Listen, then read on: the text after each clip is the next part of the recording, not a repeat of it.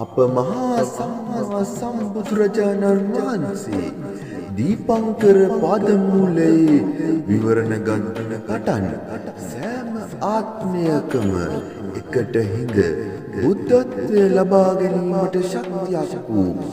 උන් ලෝකයේටම උතුම් වූ රාහුල මාතා යශෝදරා මහා තෙරණින් වහන්සේ මෙසේ වන්දනා කරමු. යාභිරූපා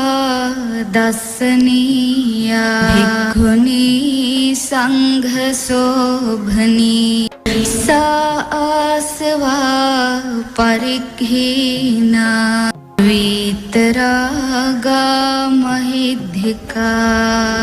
තං මහා පුඤ්ඤවතින් පරිනිබ්බුතින් වන්දාමි රාහුල මාතා යසෝධරාති